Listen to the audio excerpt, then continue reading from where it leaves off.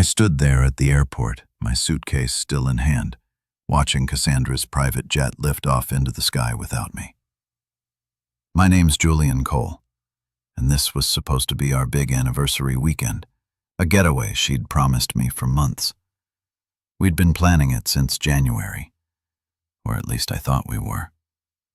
I'd packed my best shirts, even bought a new camera lens to capture the moments I imagined we'd share. But there she was, laughing with her glossy posse of assistants and friends, all decked out in designer sunglasses and heels that clicked like they owned the world.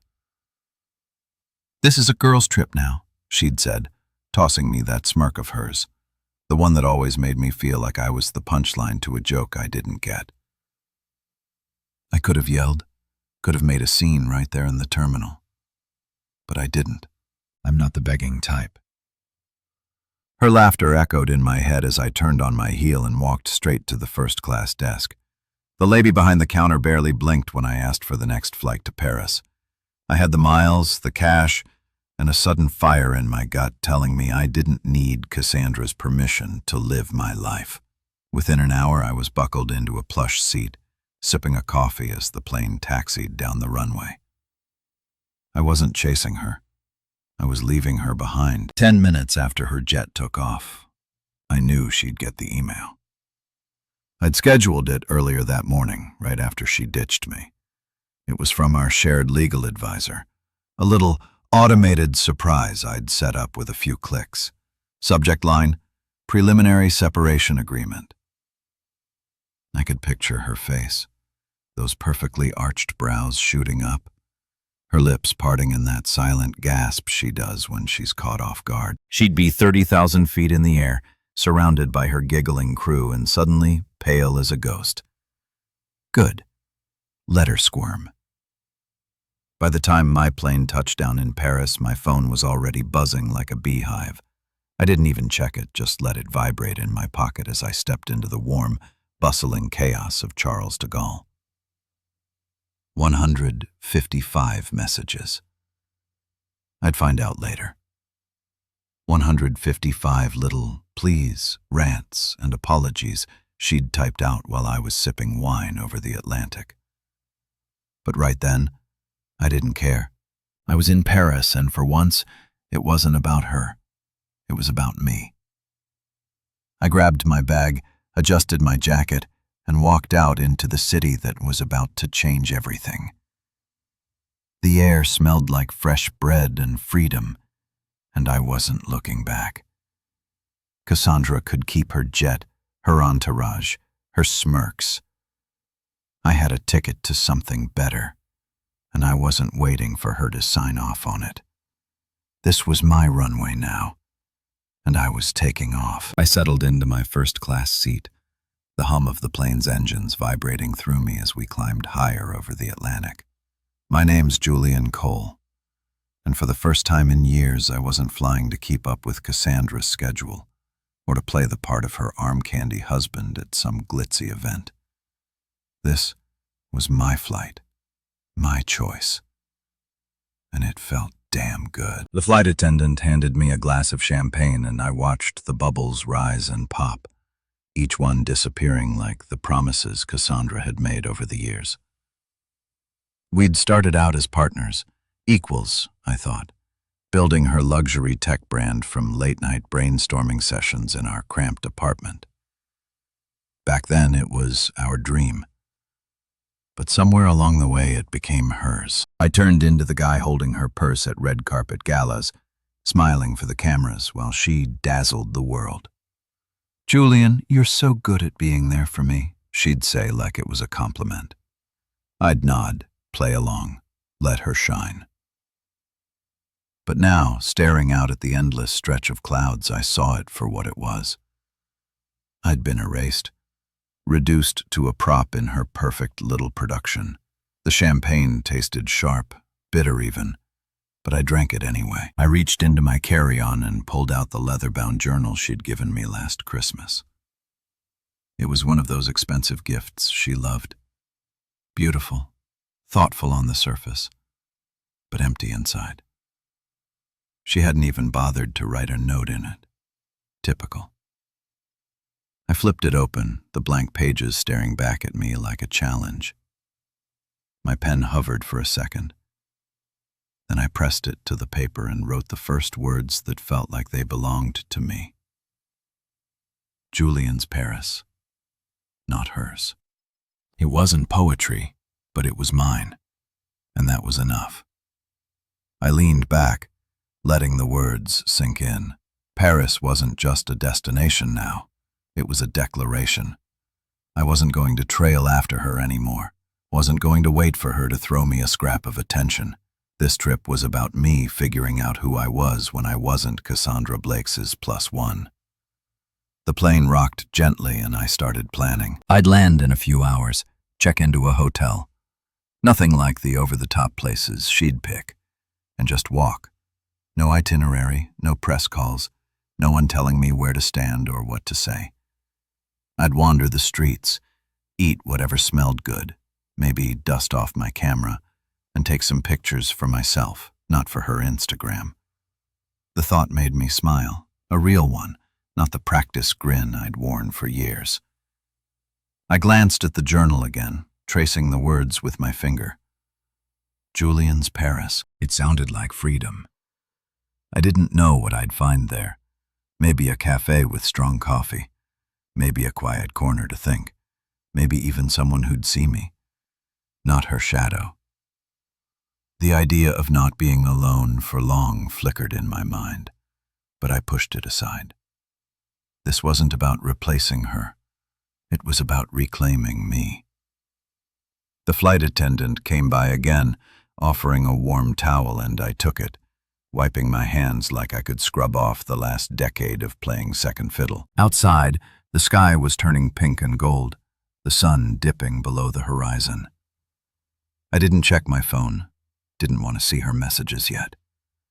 Let her stew, let her wonder where I'd gone.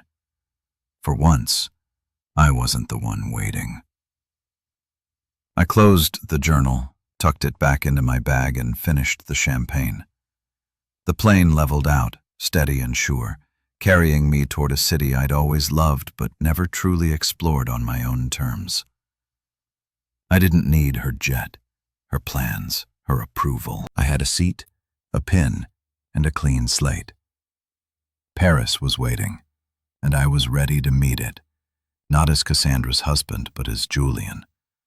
Just Julian, the guy who'd finally stopped ghosting himself. I stepped off the plane at Charles de Gaulle, my legs stiff from the flight, but my mind buzzing with something I hadn't felt in years. Possibility.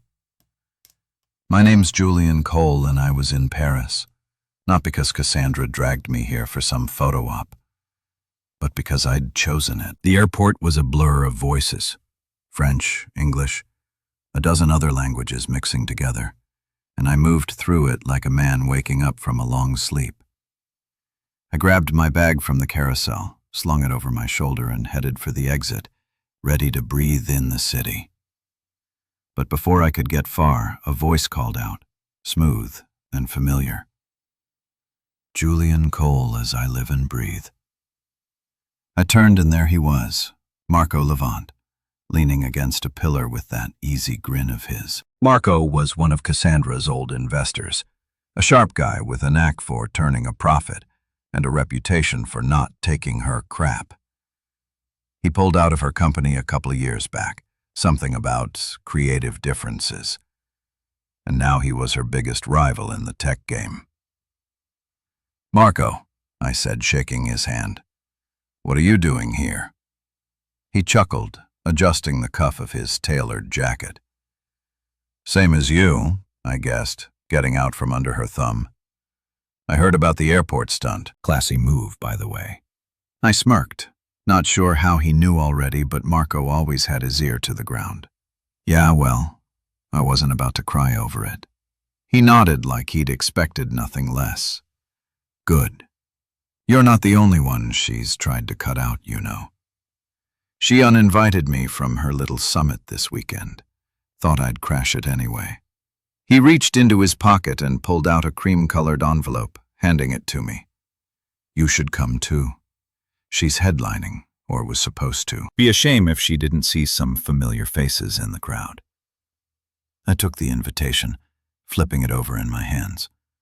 It was for a tech summit in Paris, one of those exclusive events where CEOs and big shots patted each other on the back. Cassandra had been prepping for it for weeks, rehearsing her keynote speech in our living room while I nodded along like a good husband.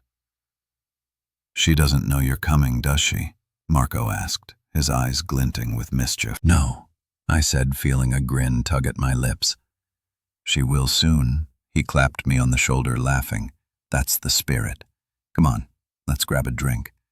You look like you could use one." We found a bar just outside the terminal, all sleek glass and dim lighting, and ordered 2 whissies. The first sip burned, but it settled me, grounding me in this new reality where I wasn't just reacting to her moves. I was making my own. Marco leaned back in his chair, swirling his drink. "So, what's the plan, Julian? You're here. She's up there losing her mind. Where do you go from here?" I thought about it, the invitation still in my hand. I don't know yet. I just wanted to get away, figure things out. But this... I tapped the envelope. "This feels like a start." He nodded like he got it. "She's built a lot on your back. You know those early marketing ideas, the ones that got her brand off the ground. I remember whose brain they came from." I looked at him, surprised he'd bring it up. "That was a long time ago." "Doesn't mean it's not still true," he said, taking a sip. "She's good at taking credit.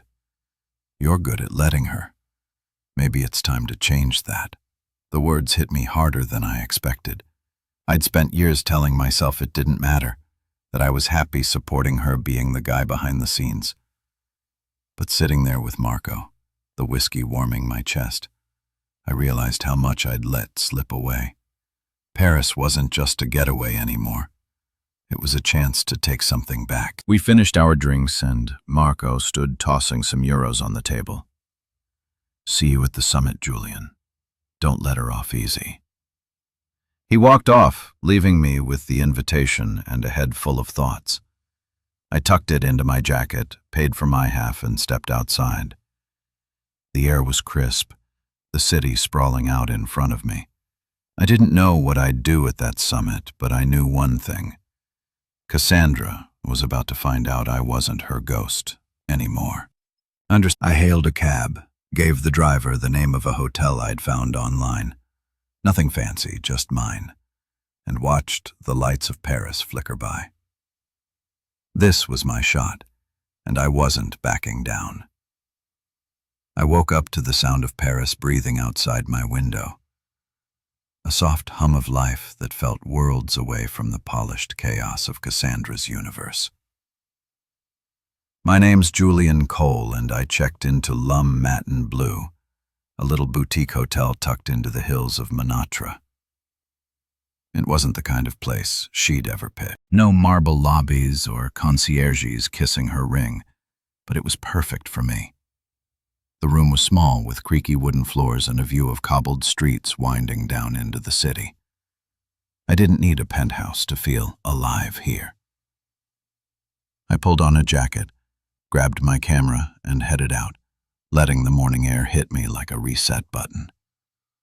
The streets were narrow, lined with old stone buildings and flower boxes spilling over with color.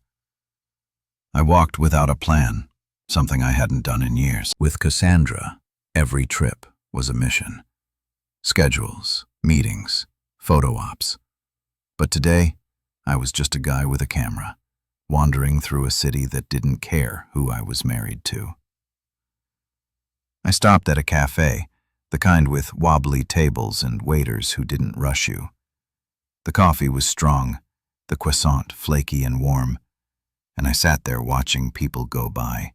Artists with sketch pads, old men with newspapers, kids chasing pigeons. No one asked me about her latest product launch or told me to smile for a picture. It was just me in the moment, and I felt my shoulders loosen for the first time in forever. After breakfast, I headed toward the art district, the camera slung around my neck like an old friend I'd forgotten I had. Photography used to be my thing back before Cassandra turned it into a punchline. "It's a cute hobby, Julian," she'd say, like I was a kid playing with toys. I'd stopped bringing it up, stopped carrying the camera unless she needed a shot for her feed. But here in Paris, I lifted it to my eye and started snapping street corners, cracked walls, a woman selling flowers from a cart. The world looked different through the lens, sharper, like I could hold on to it instead of letting it slip through my fingers. A couple of locals noticed, an older guy with a beret and a woman with a scarf tied just so. "You're a photographer?" the guy asked, his English rough but friendly. "Just for fun," I said, lowering the camera. "Beautiful city you've got." He grinned, proud, and they started asking about the gear, the shots I liked to take. Not once did they mention Cassandra or her brand. It was like I'd stepped out of her shadow and into my own skin. That night, I followed a flyer I'd seen pinned to a cafe wall, some rooftop exhibition in the neighborhood. The place was strung with lights, the air thick with chatter and cigarette smoke. I wandered through, sipping a glass of cheap wine, looking at sculptures and paintings that felt raw, real. Then I met Genevieve Thorne. She was standing by her installation, a mess of wires and screens flickering with images that broke apart and came back together. She had dark hair pulled into a loose bun, paint smudged on her cheek, and eyes that locked onto you like she could see right through. "What do you think?" she asked, nodding at her work. "It's like it's falling apart and starting over at the same time," I said, not sure if that made sense. She smiled, a slow, knowing thing. "That's exactly it. Eraser and rebirth. You get it." We talked for a while, her voice soft but steady.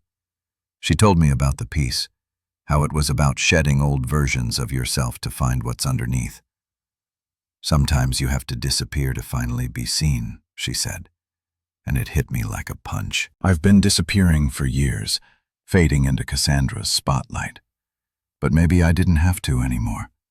I told her about my camera, how I'd picked it up again that day, and she nodded like she understood more than I was saying. "You should come back tomorrow," she said. "There's a workshop. Bring your photos." I left the rooftop with her words rattling around in my head, the city lights blurring below me. Matra felt like a liberation, every step pulling me further from the guy I'd been. I didn't need Cassandra's approval or her private jets. I had a camera, a coffee-stained map, and a stranger's invitation to keep going. Paris was mine now, and I wasn't letting it go. I got back to La Matin Bleu after that rooftop exhibition, my head still spinning from Genevieve's words and the way Paris had started to feel like mine. My name's Julian Cole, and I'd been running on adrenaline all day, walking the streets, snapping photos, talking to people who didn't know me as Cassandra's husband. The hotel room was quiet, just the soft creak of the floorboards and the distant hum of the city outside. I tossed my jacket on the chair, kicked off my shoes, and sank onto the bed, staring at the ceiling. My phone sat on the nightstand, dark and silent. I hadn't turned it on since the airport, hadn't wanted to deal with whatever Cassandra was throwing at me. But something pulled at me now. Curiosity, maybe, or just the need to see how far she'd unraveled. I picked it up, pressed the power button, and waited as it buzzed to life. The screen lit up, and there it was. 155 messages. A wall of notifications, all from her. I scrolled through, not opening them yet, just watching the previews stack up like a train wreck I couldn't look away from. The first few were smug, classic Cassandra. "Still at the airport," one read. "You're being dramatic," said another. I could hear her voice in my head, that sharp little laugh she'd let out when she thought she'd won. She probably sent those right after her jet took off, sipping champagne with her crew, thinking I'd just sit there and wait for her to come back. By message 20, the tone shifted. "Where are you?" she'd written. No smirk in that one. Then a few later, "Julian, answer me." I kept scrolling, the words blurring together. By 45, she was pissed. "What the hell did you do?" That must have been when the email hit, our legal advisor's little gift about the separation. I smiled to myself, imagining her flipping through her inbox at 30,000 feet, her perfect nails tapping the screen harder with every word she read. The messages kept coming, a flood of her losing control.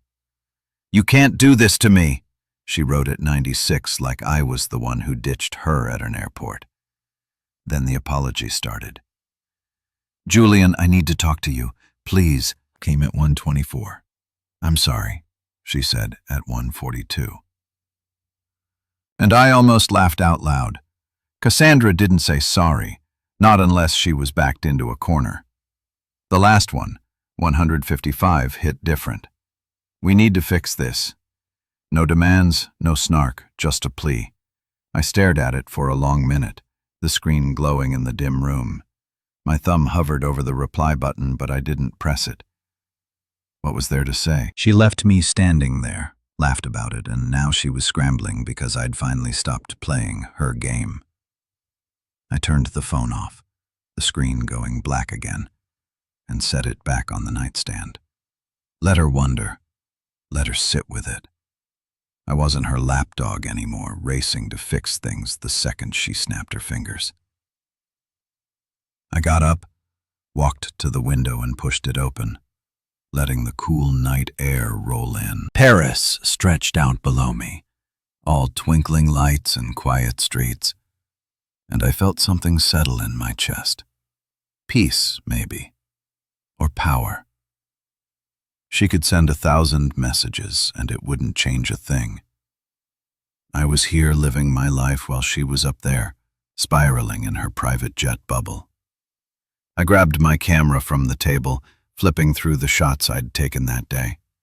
The flower cart, the cracked wall, the old guy in the beret. They weren't perfect, but they were mine, and that felt better than any staged photo I'd ever taken for her. I thought about Genevieve's workshop tomorrow. How she talked about a razor and rebirth. Maybe that's what this was. Me wiping the slate clean, letting Cassandra's avalanche of texts bury the guy I used to be. I didn't owe her an answer, didn't owe her my time. She'd figure out soon enough that I wasn't coming back to beg. I climbed into bed, the sheets cool against my skin, and closed my eyes. Chapter 21. The phone stayed off, the messages unread. For the first time in years, I fell asleep without her voice in my head, just the sound of Paris whispering me into tomorrow. I woke up to sunlight spilling through the curtains of my room at Lumiton Blue, the kind of soft glow that made Paris feel like a painting. "My name's Julian Cole," and for once I wasn't jolted awake by Cassandra's voice barking orders or her phone blaring with notifications. It was just me, the quiet, and a day I got to shape. 5. Should back. I stretched, feeling the ache in my legs from yesterday's wandering, and smiled. Today was Genevieve's workshop, and I was ready to see where it took me. I grabbed a quick shower, threw on a sweater and jeans, and headed out with my camera and a few of the photos I'd printed at a shop down the street. Saint-Germain was a trek from Montmartre, but I didn't mind the walk. Every corner of this city had something to show me. The streets were alive with people, the air thick with the smell of bread and coffee. I stopped at a stall for a pan of chocolate, eating it as I went, crumbs falling onto my jacket. By the time I reached the workshop, a little studio tucked above a bookstore, I felt like I'd already lived a full morning. Genevieve was there setting up screens and cables, her hands moving fast, but sure. "You made it," she said, glancing up with that half smile of hers. brought your soul to shred. I laughed, holding up my camera. Something like that. She waved me in and I joined a handful of others, artists, mostly with paint-stained fingers and quiet energy. The workshop was about digital self-portraits, she explained, but not the polished kind you post online. We're deconstructing ourselves, she said, her voice steady, taking who we were and breaking it down to find what's left. I nodded, not totally sure what that meant, but ready to try. She handed me a tablet hooked up to a projector, showed me how to upload a photo, and start pulling it apart pixel by pixel, layer by layer. I scrolled through my shots, then stopped on one Cassandra had posted months ago. It was us at some gala, her in a glittering dress, me half cropped out of the frame, smiling like an afterthought. She'd captioned it something about power couples, but I'd always hated how it looked, like I was barely there. I uploaded it and the image flashed onto the screen. Bigger than life. Genevieve leaned over. That's a good one to start with. What do you want to do with it? I didn't even think. Get rid of her. She grinned, showing me how to drag a tool across the screen, erasing Cassandra bit by bit. Her dress dissolved, her face blurred into nothing, until all that was left was me, half a figure, awkward and incomplete. But I wasn't done. I kept going, breaking down the edges, the background, the fake smile I'd worn that night. The pixels scattered like dust and I rebuilt it, pulling my silhouette into the center, filling it out with lines and shadows from the Paris shots I'd taken. The gala faded, replaced by cobblestones and streetlights until it was just me standing whole. The room was quiet, everyone lost in their own work, but I felt Genevieve watching. That's you, she said, nodding at the screen. Not whoever you were pretending to be. I looked at it. My shape, my city. No trace of her. Yeah, I said, my voice low. I think it is. We spent hours there, tweaking and tearing apart, the air buzzing with this strange mix of focus and release. I didn't just stop at that one. I pulled up other photos, old ones from our life together, and shredded them too. A beach trip where she'd made me hold her bag. A dinner where I'd been stuck taking pictures of her food. Gone. All of them turned into something new.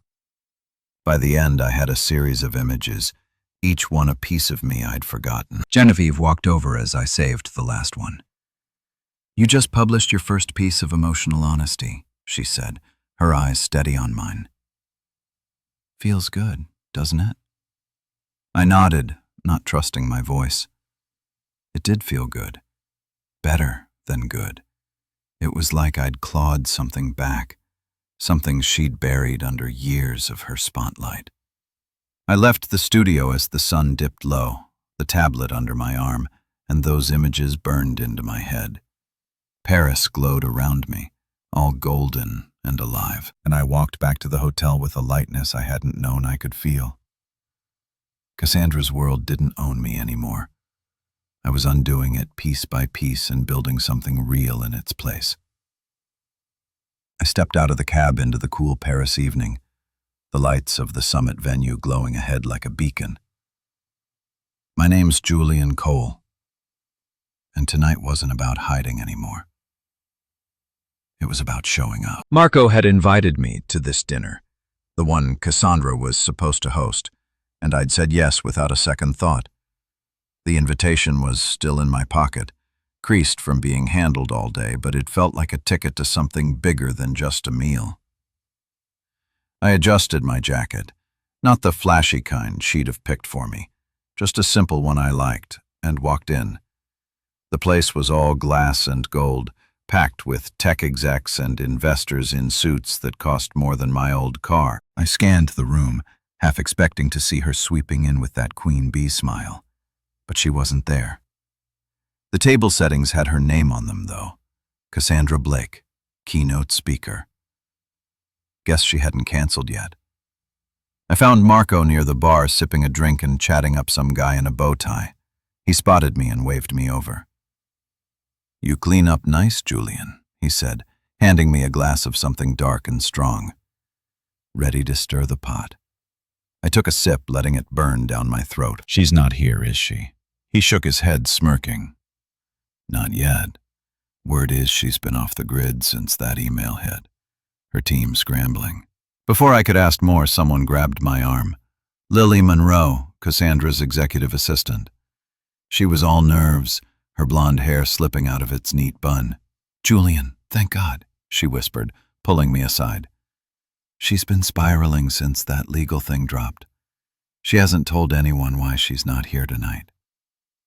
I raised an eyebrow, keeping my voice steady. "That's her mess to explain, Lily. Not mine." She blinked like she hadn't expected that. "You're not worried?" "No," I said, smiling just enough to throw her off. "Let her tell her story. I'm telling mine." Lily stared at me, then nodded slowly, backing off as the crowd started moving toward the tables. I found my seat. Marco had made sure I wasn't stuck in the back and settled in, the buzz of the room washing over me. The keynote was about to start, some stand-in guy fumbling through notes when the MC stepped up instead. "Ladies and gentlemen," he said, voice booming, "before we begin, let's acknowledge someone in the room. Julian Cole, the man behind the original marketing concept Cassandra Blake built her empire on, without credit." The air went still, heads turned, eyes landing on me. I froze for a second, the glass halfway to my lips, then set it down as the gas rippled through the crowd. Marco leaned over, grinning. "Told you I'd stir the pot." Silence hung heavy, then someone clapped, slow at first, then faster, until the room broke into applause. I stood nodding, not sure what else to do. The MC kept going, talking about innovation and unsung heroes, but I barely heard it. My heart was pounding, not from nerves, but from something else. Relief, maybe, or vindication. For years, I'd let her take the credit, told myself it didn't matter as long as the company thrived. But it did matter, and now everyone knew it. The dinner rolled on, plates clinking, voices rising, but I felt like I was floating above it. People came up after shaking my hand, asking questions about those early days. "You're the real deal," one guy said, a tech blogger I recognized. "She never mentioned you." "She didn't have to," I said, keeping it light. I was there anyway. Marco caught up with me later as the crowd thinned. "You handled that like a pro. She's going to hate this." "Good," I said, meaning it. "Let her." We stepped outside, the night air sharp against my skin. I didn't need her here to feel the weight of this moment. The applause still echoed in my head, not just for what I'd done, but for what I was doing now. Standing up, stepping out. Lily's words stuck with me, though, spiraling. Part of me wondered what Cassandra was doing right then, pacing some hotel room, yelling at her phone, trying to spin this. But I didn't linger on it. This dinner, this night, it didn't need her. I'd walked in alone and walked out taller. Paris had given me that, and I wasn't giving it back. I walked along the Seine the next evening, the water reflecting the city lights like a mirror cracked with gold. My name's Julian Cole, and I was still riding the high from that summit dinner. Those gasps, that applause, the way people looked at me like I was someone worth seeing. It was a rush, but it didn't erase the quiet itch in my chest. Cassandra had texted again that morning, one line cutting through the noise of the last few days. "Let's meet. No press. Just us." I'd stared at it over coffee, the steam curling up from my cup. And against my better judgment, I typed back, "Fine. Café Lumière, 7 p.m. Now here I was, heading to meet her. Not sure what I wanted out of it, but knowing it was time to face her. The cafe was small, tucked off a side street with round tables spilling onto the pavement. I got there early, ordered a glass of red wine, and sat outside watching the river flow. She showed up 10 minutes late. Typical, her heels clicking like a warning shot. She wore sunglasses even though the sun was long gone, her face unreadable behind them. She slid into the chair across from me, setting her bag down with that careful grace she'd perfected. "You embarrassed me," she said. "No, hello." No soft start. Her voice was tight, like she'd been holding it in too long. She flinched. Just a flicker, but I caught it. "It was a mistake," she said, softer now. "I got caught up with the girls. The trip, it wasn't supposed to be like that." "But it was," I said, "and it's been like that for years. Me waiting, you deciding. I'm not your prop anymore, Cassandra." She stared at me, her fingers tapping the table, that nervous habit she hated admitting she had. "So what? You're just walking away after everything we built." "You built it," I said, and it felt good to say it out loud. "I helped, sure. Gave you ideas, held you up, but you took the credit, the control, and left me in the background. I'm not asking for a medal. I'm just done pretending it's enough." Her jaw tightened, but she didn't argue. Maybe she couldn't. "Let's talk settlements then," she said, switching gears like she always did when she lost ground. "We can figure this out. Keep it clean." I reached into my pocket, pulled out a card. Catherine's, my lawyer, and slid it across the table. "Everything goes through her now. We're done here." She looked at the card, then back at me, her mouth opening like she wanted to fight, but I was already standing. "Julian, wait." She started, but I didn't. I left her sitting there, the wine untouched, the card glaring up at her. The power shift was complete, and it hit me as I walked away, slow at first, then all at once. I didn't owe her that conversation. Didn't owe her my time or my explanations. She'd had years of me bending, adjusting, making it work. Not anymore. I crossed the street, the saint stretching out beside me, and felt the weight lift. This wasn't her choice anymore. It was mine, and I'd made it. I kept walking, the city folding around me like a friend. Paris had given me a voice, a spine, and I wasn't handing them back. She could sit there all night plotting her next move, but it wouldn't change a thing. I was free. Not just from her, but from the version of me I'd let her shape. The river flowed on, steady and sure, and I matched its pace. My steps lighter than they'd been in years. I woke up the next morning with the sun sneaking through the blinds of my room that lumat and blue, a quiet energy buzzing in my chest. My name's Julian Cole, and after last night, leaving Cassandra at that cafe table, her voice fading behind me, I felt like I'd finally cut the last thread tying me to her world. I didn't check my phone, didn't care if she texted again. Today wasn't about her, it was about me, and I had an idea brewing. I grabbed a coffee from the hotel's little kitchen, the bitter taste waking me up as I sat by the window, watching Menacre stretch awake. The streets below were already moving, vendors setting up, people shuffling to work. And I thought about those photos I'd taken, the ones I'd reworked with Genevieve. They weren't just pictures anymore. They were pieces of me, raw and real. What if I showed them not to Cassandra, not to prove a point, but for myself?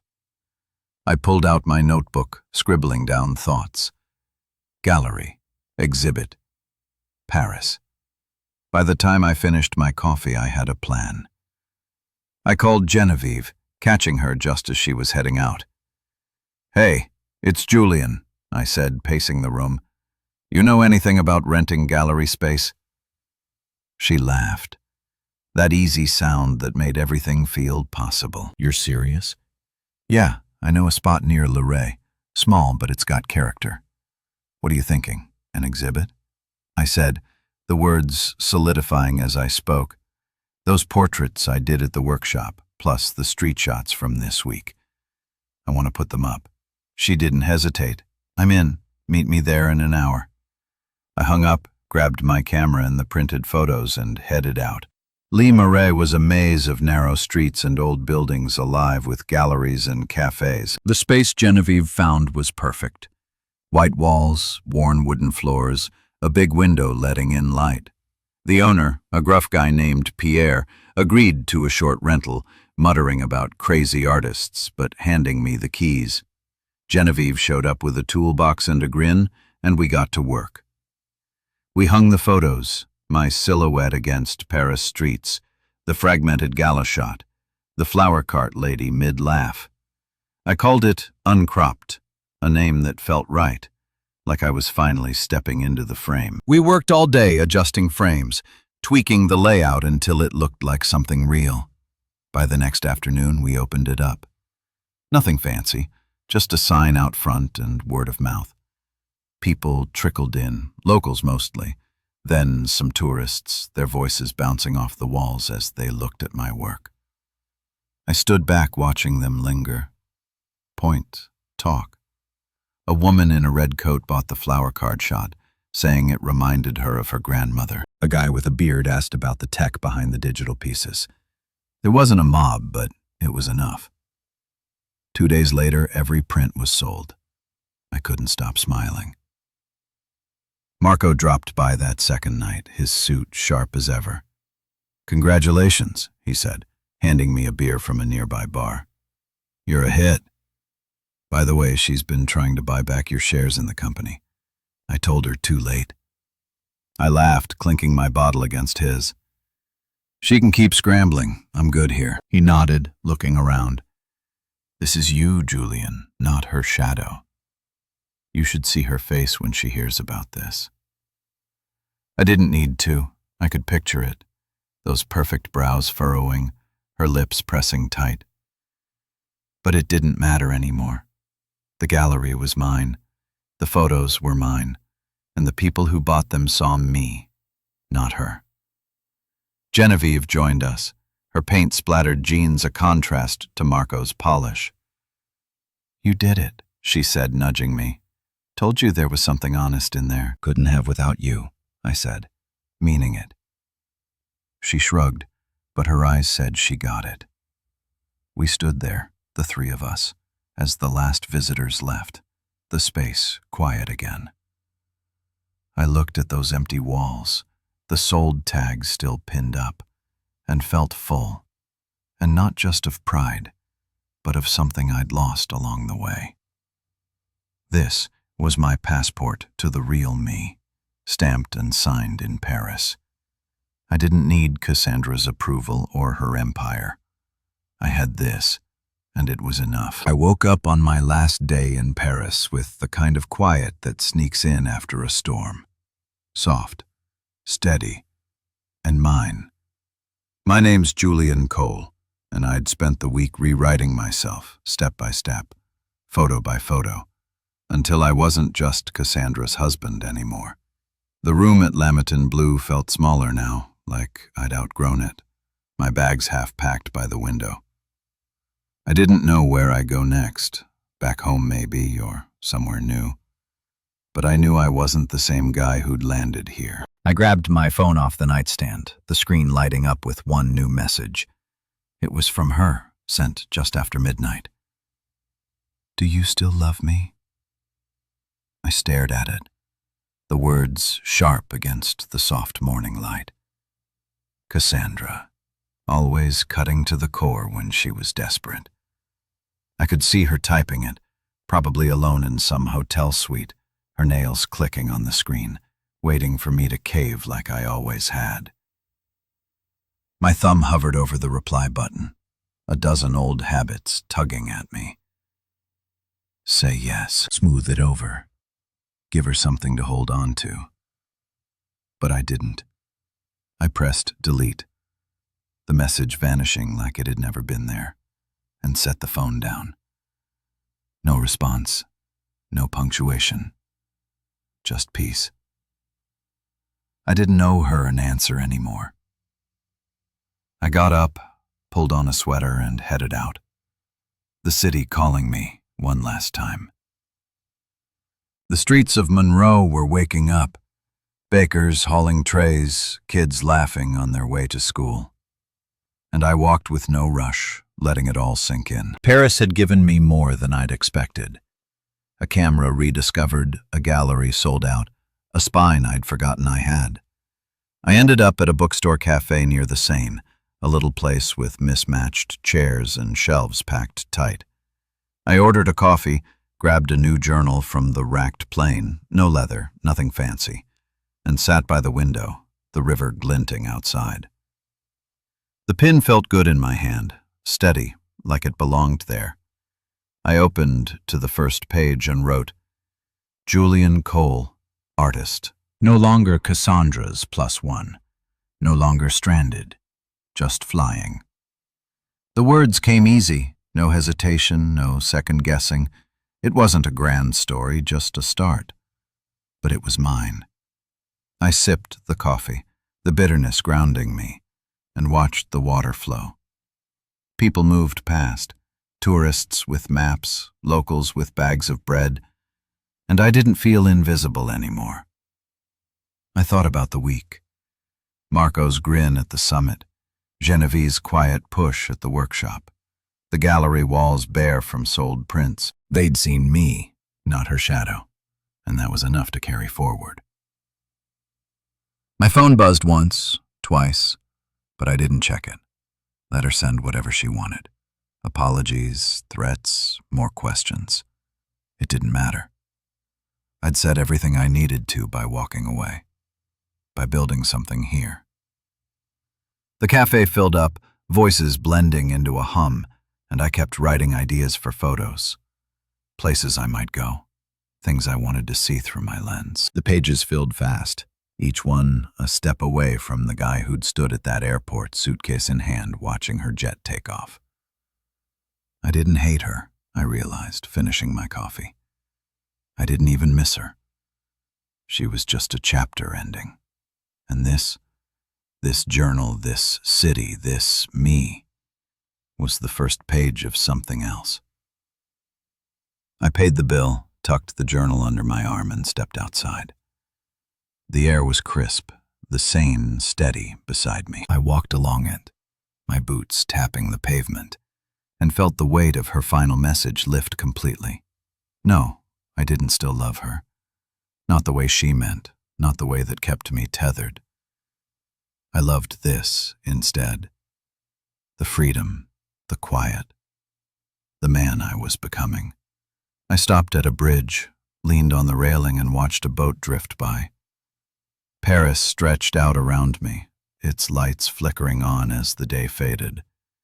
I'd fly out tomorrow, but I wasn't leaving empty-handed. I had a new story, a first chapter written in my own hand, and that was more than enough to take with me. I stood on that bridge over the Seine, the cold metal of the railing pressing into my palms, and watched the boat disappear around a bend. My name's Julian Cole, and this was my last night in Paris. A city that had taken me apart and put me back together in ways I hadn't seen coming. The air was sharp now, the kind that bites at your nose, and the lights along the river flickered like they were winking at me. I wasn't ready to leave, not really, but I knew I couldn't stay forever. Tomorrow I'd fly out back to a life I'd have to figure out from scratch, but tonight was still mine. I pulled my jacket tighter and started walking again. No plan, just the urge to soak up every last second of this place. The streets were quieter now, the crowds thinning as the city settled into itself. I passed a guy playing an accordion, the notes slow and heavy, and tossed a few coins into his hat. He nodded, not breaking the tune. And I kept going, the music following me like a shadow. I thought about that journal in my bag, the one I'd started at the cafe, the words I'd written. Julian Cole, artist. It still felt strange calling myself that. but it fit better than Cassandra's husband ever had. A little bar caught my eye, and nothing fancy, just a wooden sign swinging over the door that said, Le Poste Rest. Sounded good. I pushed inside, the warmth hitting me like a hug. The place was small, half full with low ceilings and tables scratched up from years of use.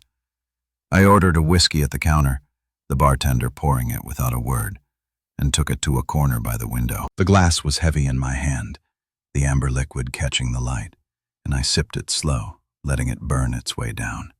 A guy at the next table was sketching on a napkin, his pencil scratching quick lines, and I watched him for a minute, feeling that it's to pull out my camera. I didn't, though, just sat there soaking it in. Then the door creaked open and Genevieve walked in.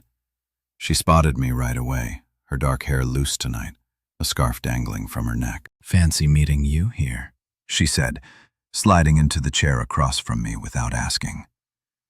"Thought you'd be packing." I smiled, setting the glass down. "Thought I'd say goodbye to Paris first. What about you?" She shrugged, ordering a wine from the passing bartender. "I live here, but I like this place. Good for thinking." We sat there, quiet at first, the hum of the bar filling the space. She looked at me, her eyes steady like they'd been at the workshop. "You're different now," she said, not a question.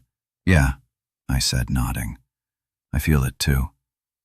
She sipped her wine, then leaned forward. "That exhibit, uncropped. It wasn't just photos, was it? It was you figuring out who you are." I thought about that, the way those images had pulled me out of Cassandra's frame. Guess so. Took a while to see it. She smiled, small but real. Most people don't. They stay cropped. We talked for hours about art, Paris, the way things break in men. She told me about her next project, something with sound and light, and I told her about the journal, the idea of keeping this going wherever I landed next. The whiskey ran low. The bar emptied out, but we didn't move.